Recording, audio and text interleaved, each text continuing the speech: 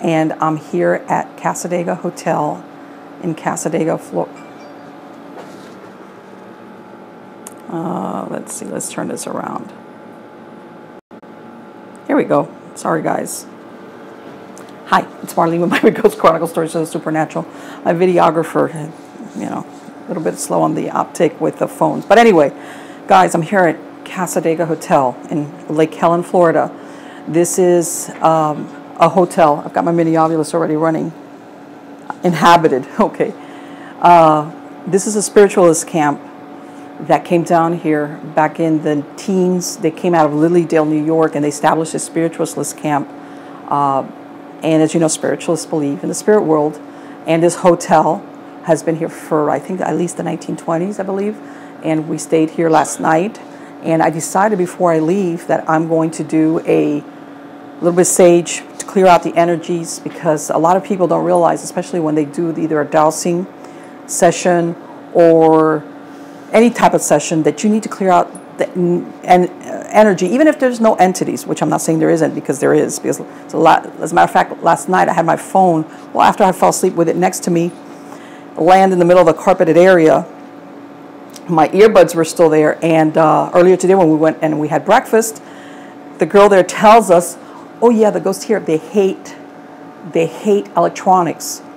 And she says, you're lucky, because she says a couple here had both of their phones end up in the toilet. She says others have their phones like burn out. She says the ghosts here, especially in this hotel, because she says she's seen a lot of things.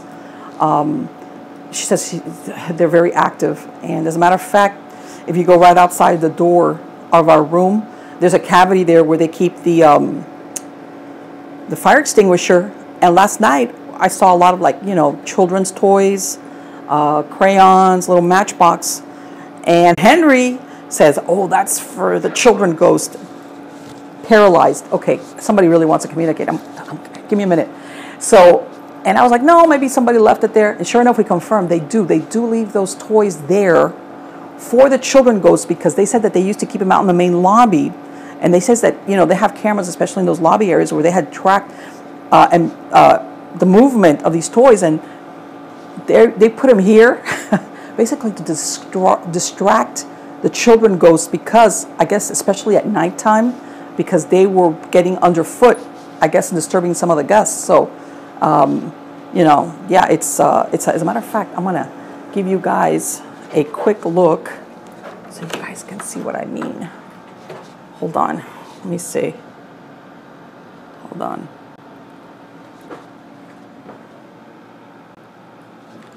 Okay, here we go. See what I mean? I don't know if the lighting is good, but I don't want to.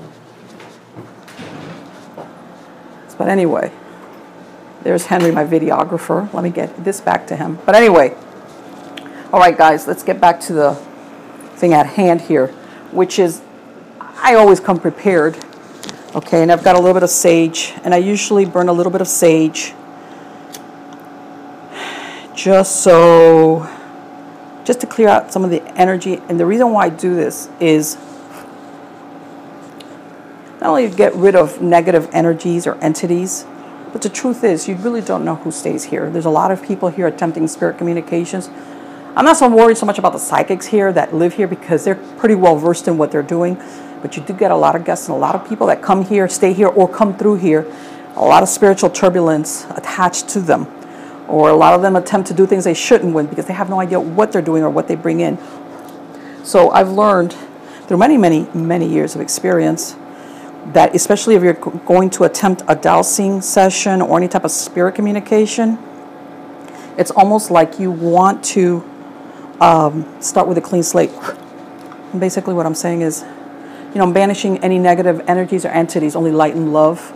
And this also is a good protection method, so that you do basically, because when you're opening up and you're going to do any type of spirit communication, whether it's with the Ovilus or with the dowsing rods, you do get a lot of undesirables hanging out. See if they could put their 2 cents worth in or just invade. You got to be real careful with that. And just so you'll know, even though this is my big crystal, I had already saged previous to this. I did a more thorough cleansing before I went live. So anyway, I've got my dowsing rods here. Prior to this, which I wasn't filming, I did communicate, and I wish I could have captured it. It's one of those things. It's after I finished staging. I did communicate with an entity. Then I don't know if she's still here, and I'm going to try again to capture her. And I'm not going to say what her story was, okay?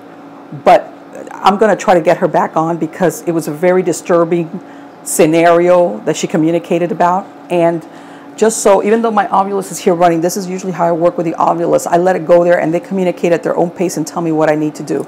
Now, working with the Ovilus, it's like I said, it's in the background. Working with the dowsing rods, you're limited because you can only ask questions that it's a yes or no kind of thing. You know, so it kind of limits you, and it's very slow.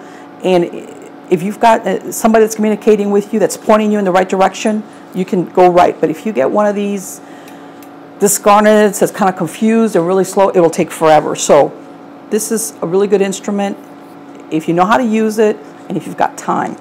Okay, so I'm going to try to communicate with that entity that was here before. As a matter of fact, I'm going to ask her something. Okay. Okay, this is what I do. Show me cross for yes. There you go.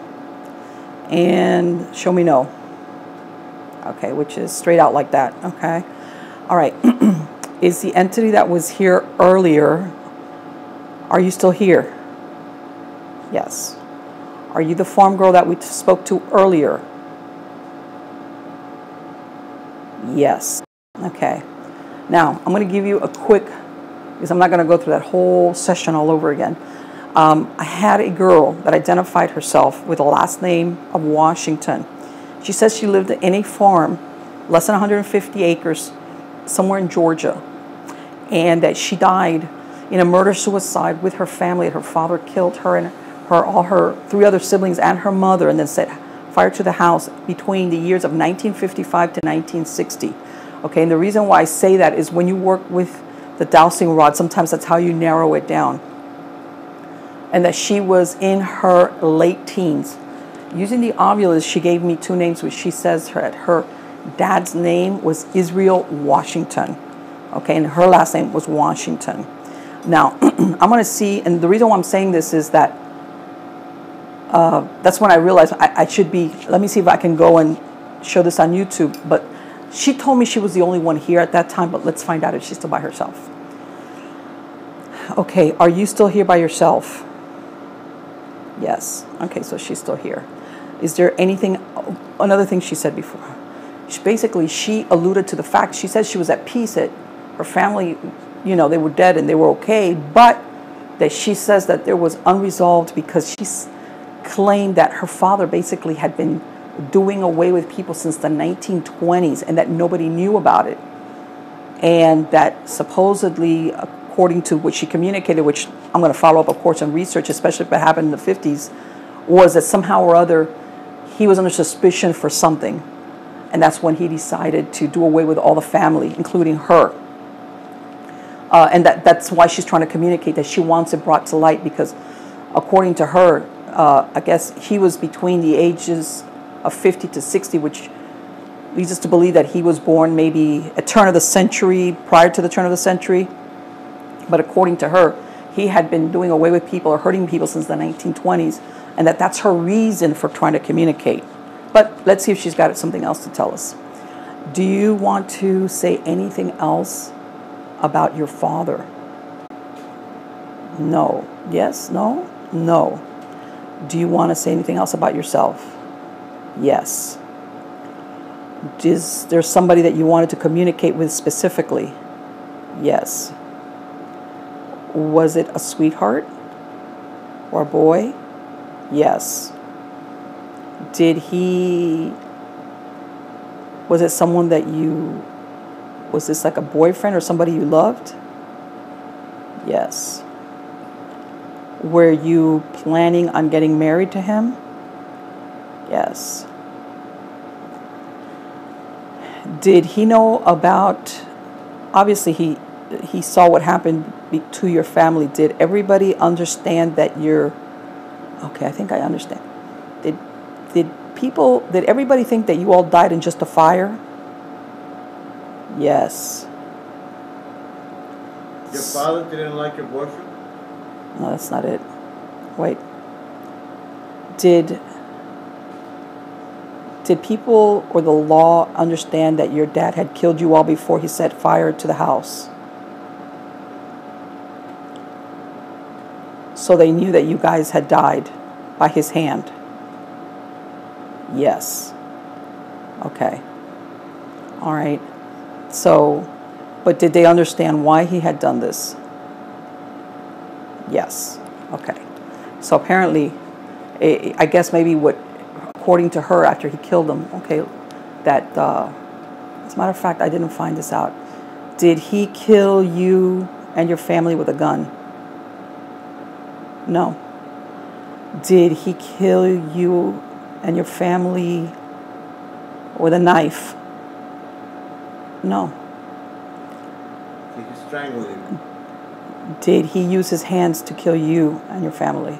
No. Did he use an axe or a hatchet? Yes. Okay, he used an axe or a hatchet.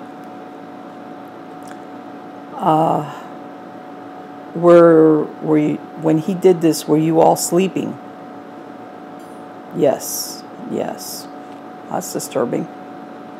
And I'm hearing some knocking, by the way, in my bathroom, which is right over there. Okay, I just heard right when I asked that, I heard some knocking back there. I don't know if it picked it up or not. Okay, I've got a word. Oh, shoot. It faded. It's probably going to come back again. Okay, as you could tell, when I asked that question about how he did away with them with an axe or a hatchet, that I heard a noise or something back here in the bathroom. This is a really small room, by the way. This is a small room. There's no TV in here, so there's nothing else that's displaced. As a matter of fact, I'm at the end of the hallway. And I'm here on a weekday, obviously. There's not that many people staying here. It's not like I've got a bunch of people traipsing around. And I just heard a noise back there. Take a quick look. Hold on. What I already know, there's nobody there. This is a very small bathroom, so I just heard a noise. And something came through the obvious, so... Did you hear that, Henry? Mm-hmm. Okay. There's something, even though she's telling me that she was at peace or that she understood about her death, there's something still obviously there. No surprise there of the manner that he killed her. Okay. Is your father here? No, he's not here. Okay. Did your father understand why he did that? Yes. Did your father approve of your boyfriend? Okay, oh, that was another thing. In the prior questioning, we asked her if her dad had abused her mom and her siblings and molested them, and she said yes. So apparently this was a very dysfunctional setting for this poor family. Like I said, which I'm going to absolutely follow up and see if it's the truth. But let's see. This boy that you loved, did your dad approve of him? No.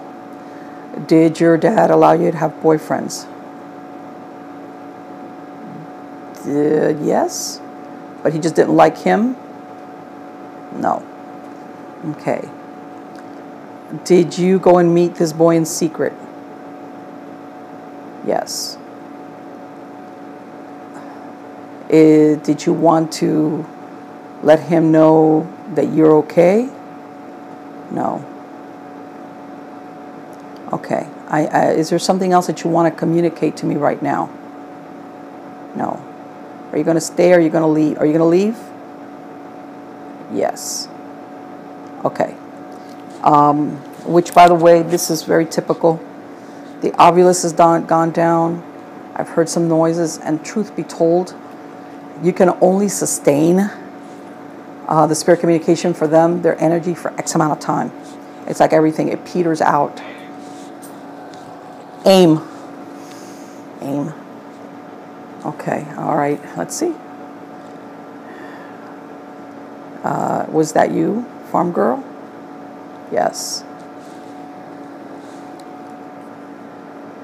I know you're trying to tell me something with aim. Is this something that was, yes. Claude. Okay. Was your boyfriend's name Claude? Yes. Oh God, she's so hard. That's when you see those things swinging like that. So this boy that you loved, yes. She's like even getting ahead of me. She's answering you before I get the words out of my mouth. Okay, his first name was Claude. Yes. Is he still alive? Yes. Do you want to send a message to him? Yes. Does he live here in Florida? No. Does he still live in Georgia? Yes, which makes sense because that's where the farm is at. So does he still live in the area? Yes. So does he live in that small town that you were close to? Yes. Okay. Is this in southern Georgia? Yes. Beginner. Are you calling me a beginner? Let's see. Calling me a beginner, farm girl? Yes. Thanks. Brother. Okay. Is this your brother? Yes. Was there any of your... Was this a brother that was not killed? No. Was this a brother that died along with you? Yes. Okay. Is he okay? Is he at peace? No. Is he angry because of what your father did to you? Is he angry? Is he still is his spirit still not at peace? No. Okay. Let's see. Let's find out here. How old was your brother? Let's see. Was he between 10 and 15 years of age? Was he between 5 and 10 years of age? Was he between newborn and 5 years of age? Okay, so here you have, she's telling us that she has, okay, I think I'm getting it. And it's not coincidental that we were talking about the children's toys being out there. Does your little brother, is he stuck because he doesn't understand what happened to him? Yes. Is he still at the location where your farm was at? No. Is he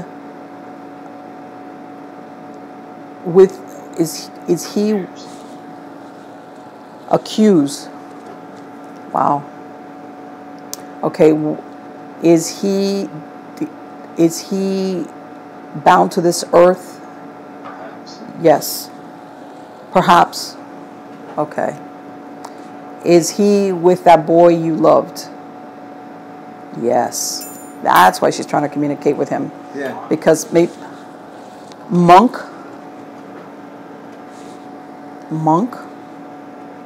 Okay. I'm going to ask, this is a really unusual question, but did either one of them, I mean, not either, but did your boyfriend become a monk? No. Okay, maybe I'll understand what that monk thing is about. Okay, is there any type of religious house close to your property or where he's at? Yes. Okay, and I think what she's doing is she's trying to point me in the right direction as far as research is concerned. So because South Georgia, that's pretty big.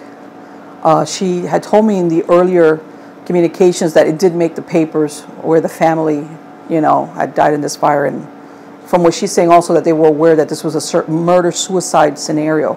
So, but I know she's trying to narrow it down. Do you want to get your brother crossed over into the light? Yes. Can we do it remotely? No. Do we need to find out who he's with? Yes. You said this was the boy that used to love you or that you loved? Yes. Are you saying that he's attached to his house? Yes. Okay. Did this happen when the boy went to the farm where this had occurred? Yes. Okay, so what she's saying is when this happened, I guess her boyfriend went out to this location and her little brother eat.